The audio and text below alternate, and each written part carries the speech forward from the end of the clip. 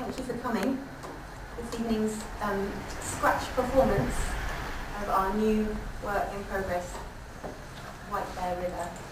We've been working in this lovely ONCA gallery today and yesterday, the three of us, thanks to recently, was that scientists in the Arctic can drill down with this incredible machine really deep into the ice, like 2 miles down. And they pull out this huge, 2 miles, huge long cylinder of solid ice. And the reason they do it is because they can analyze the particles in the layers of these tubes of ice. And they can tell us a lot about the atmosphere at every different stage in our history. It was a story about a man who went into the most beautiful, perfect, pristine, lush, wild wilderness and destroyed everything he could see moving, living, breathing in it. And it was very gory, and we were really disturbed. And for both of us, it kind of spoke of something of our collective human nature. I guess the earth holds our stories. And the problem with the ice is that it cracks and it melts. And it's so beautiful and it's shining. It's hard, like diamonds, so you think you're safe. But the problem with ice is it betrays us.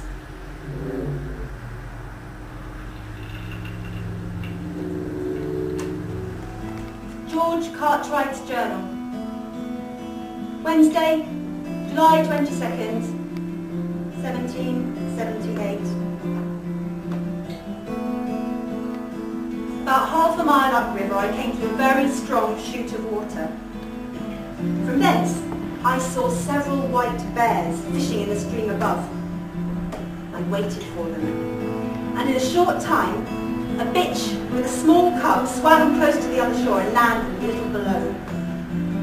The bitch immediately went into the woods, but the cub sat down upon a rock, when I sent a ball through him, at the distance of over 120 yards at the least, and knocked him over.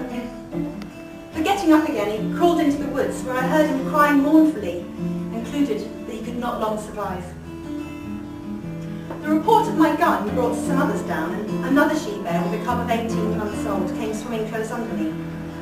I shot the bitch through the head and killed her dead. Blinded him most completely. His whole head was covered in blood. Entirely covered in blood.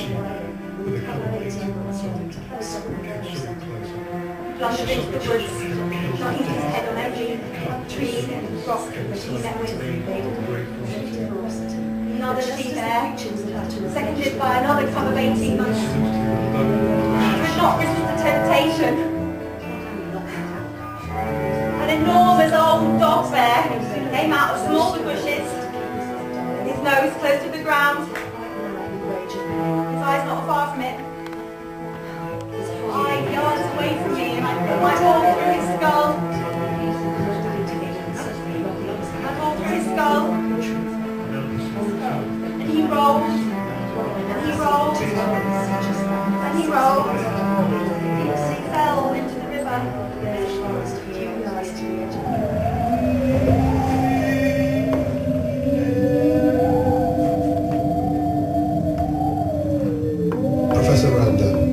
University of Calgary, 1994. Of all the animals that you may hunt, Nanook, the polar bear, is the most prized. Native hunters consider Nanook to be wise, powerful, and almost a man. Some call the polar bear the great lonely roamer. The Inuit ate polar bear meat and used the fur to make warm trousers for men and soft boots for women. Hunters paid respect to Nanook's soul by hanging the skin in an honoured place in the igloo for several days. If the bear had been male, The hunter offered its spirit tools such as knives and bow drills. If the bear was female, the hunter offered knives, skin scrapers and needle cases. Native people believed that polar bears allowed themselves to be killed in order to obtain the souls of the tools, which they would take with them into the hereafter. Legend says that if a dead polar bear was treated properly by the hunter, it would share good news with other bears, so they would be eager to be killed by him. Bears would stay away from hunters who failed to pay respect.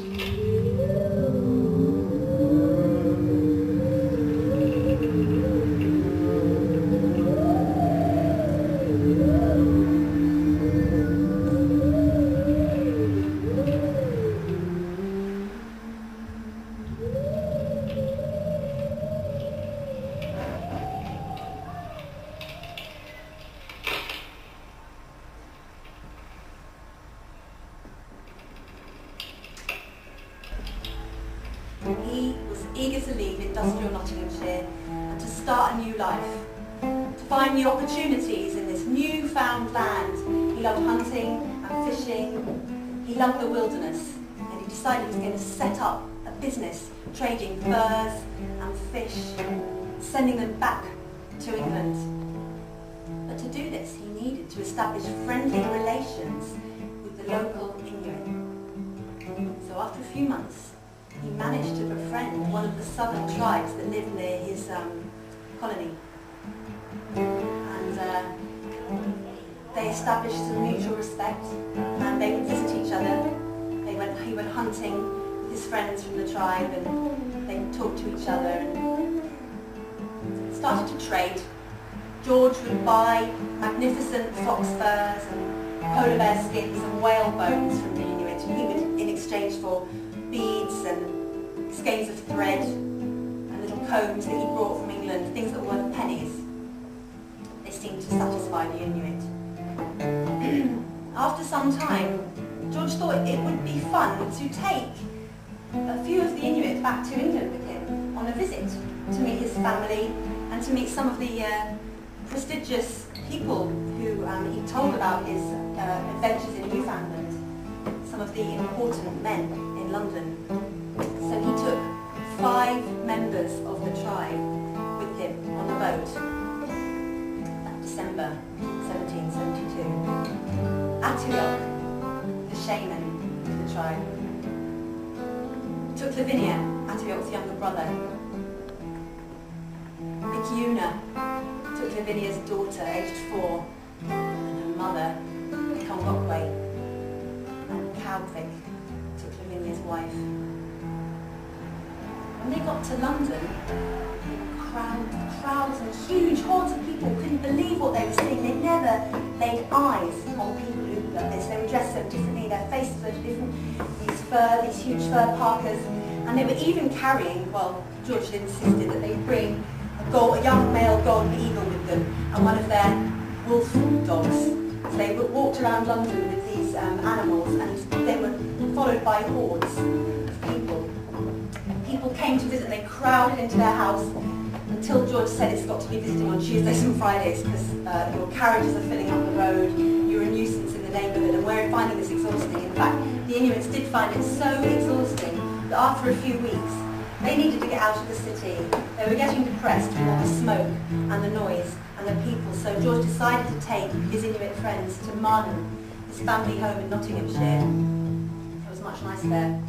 George's sisters were enchanted by the Inuit women, and they taught them the latest styles in hair braiding, and they wore beautiful gowns, and they learned to dance the English way. And the men went out riding and hunting on horseback, and things were a lot happier in Marnham. George was able to continue his business, sort out his affairs in England, and load up his ship to take stuff back to Newfoundland. And in July 1773, everything seemed to have gone really well. They'd been to London, and the king had even taken his hat off and smiled at them. A dignitary had presented Calvic with a medallion in a big public showing, and George was happy because he he'd been seen that he established his friendly relations and was doing really well out there in Newfoundland. So they set sail. But on the first night on board the ship, Calvig complained of terrible pains in her stomach, and they worsened overnight. So the ship had to set anchor off Dorset, and a surgeon came on board and pronounced that Calvig had smallpox. It's as though his own death sentence had been pronounced, because he knew that it was impossible that the others would escape the disease. Sure enough, one by one, the Inuit fell sick.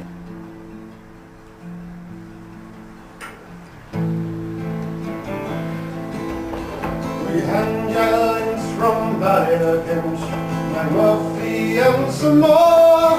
And then I tell you all, they suffered like hell on the way to Baltimore. They pawned their gear in Liverpool, and they sailed as they did stand. But they blow some cold nor'westers on the banks of the Newfoundland. We'll scrape around, we'll scrub her over the holy stones and sand. Before they blow some cold nor'westers on the banks of the Newfoundland. The mate, he stood on the forecastle head, and loudly he did roar, "You battle me in my lucky lass, for you're bound to American shore. Come wipe the blood of a dead man's face, and haul or you be damned." But they blow some sense and nor'westers on the banks of the Newfoundland. We'll scrape her and we'll scrub her, the holy stones and sand, for they blow some cold nor'westers on the banks of the Newfoundland. August 12, 1773. Calvin's hair falling off, and being matted with the smallpox, I had much difficulty to prevail on her to permit me to cut it off and shave her head. I assured her that the smell of the hair would communicate the infection to the rest of her country folks on her return. Yet, I was not able to prevail on her to consent to its being thrown overboard. She angrily snatched it from me, locked it up in one of her trunks, and never would permit me to get sight of it afterwards, flying into a violent passion of anger and grief whenever I mentioned the subject, which I did almost every day, in hopes of succeeding at last.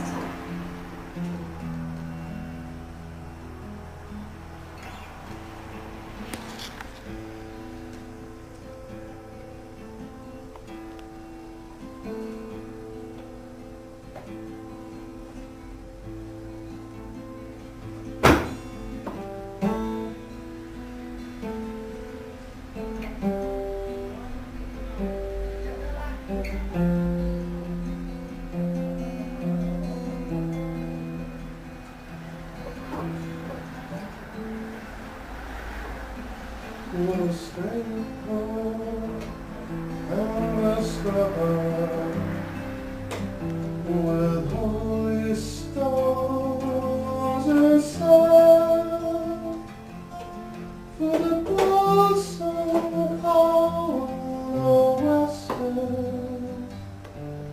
on the banks of the Newfoundland.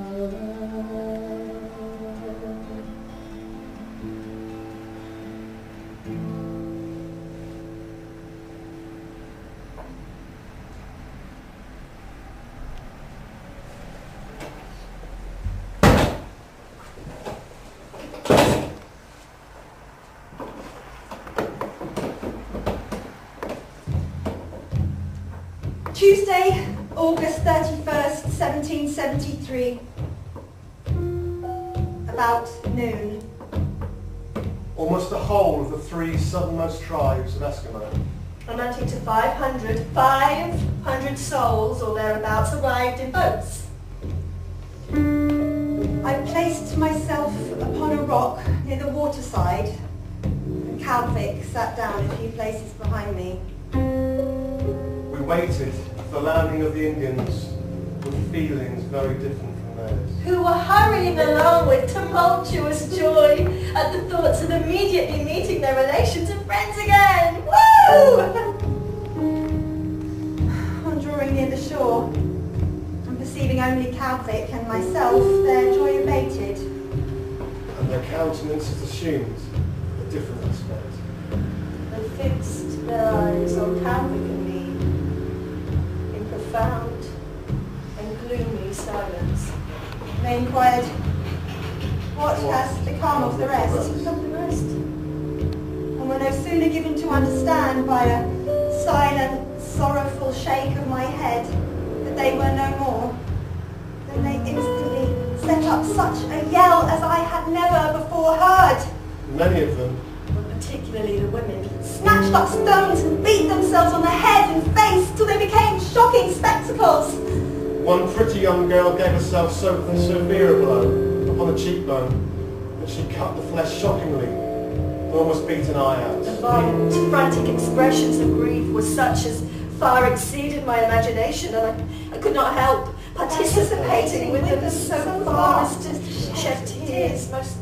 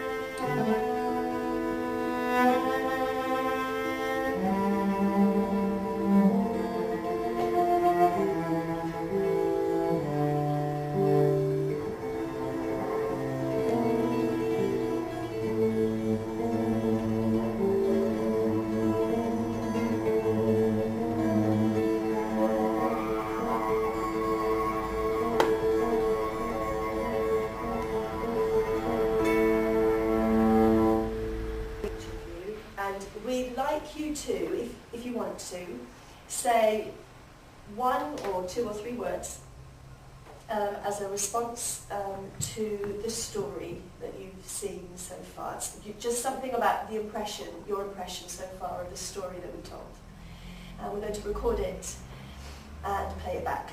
That's how we're going to leave you in the show. It's because this project is about layers and scraping away and stories and trying to find the truth underneath different stories. So we just thought it would be nice to have the story of tonight documented if you're happy to participate. And it could be one word you say or a couple of words. It doesn't have to be long. and we've got 2 minutes to do it, so very, very quick. Truly experimental theatre in the making. So,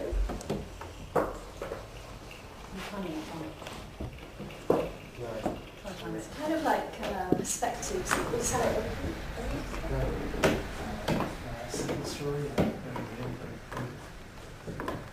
Human nature. tragic, arrogant, and reckless. Quite profound and sorrowful, and makes you feel bad for human nature.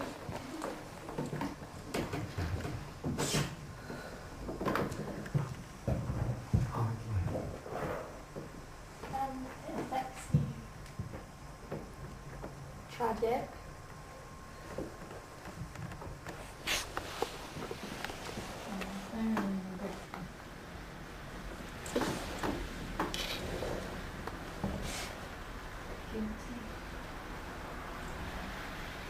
Wait. How surviving her? Genuinely interested to know. Genuinely interested to know.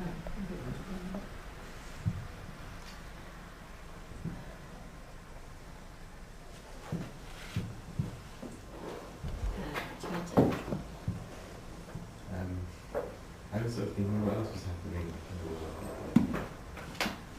Such an isolated time.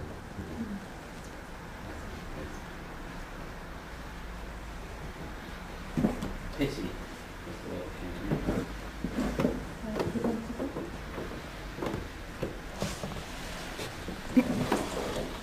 Accidental murder. Poignant. Devastating. Confusion.